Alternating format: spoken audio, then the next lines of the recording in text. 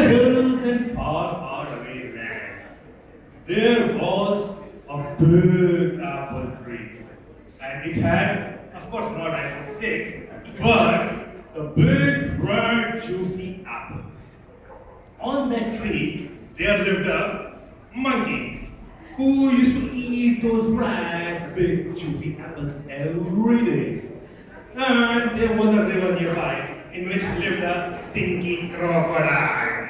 Monkey used to share some little teeny apples with crocodile afterwards. And crocodile used to relish it completely.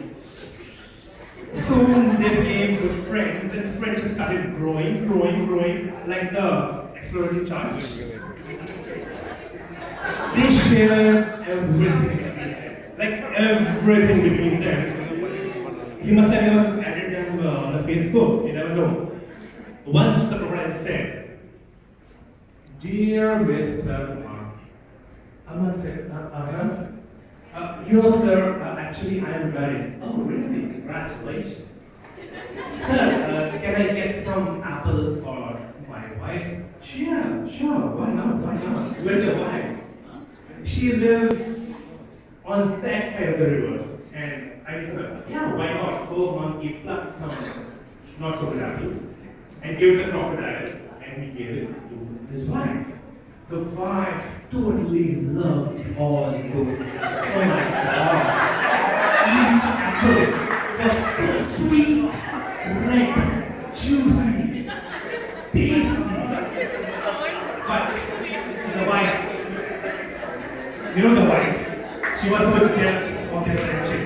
So she said, "This friendship cannot succeed."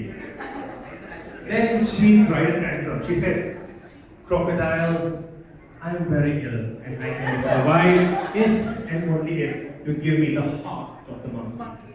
Crocodile was very sad, but wife survives. He goes to the monkey and says, "Dear buddy, come over for the dinner." Monkey always likes the free dinner, like the free lunches.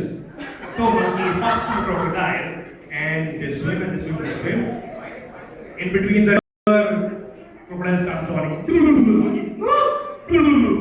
"What is this? What are you doing?" "Buddy, I need your heart." Sure, you can take my heart for your wife, but my heart is on the tree. Let's go back." So they go back to the tree, they swim. And the monkey hops on the tree and says, "Dear Mr. Crocodile, go and tell your wife, you are the biggest fool. Now it's the monkey time."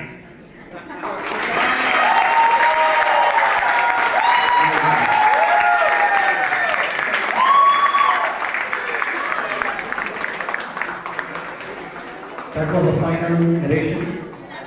Monkey and the Crocodile by Green Dad. How do you guys like that one?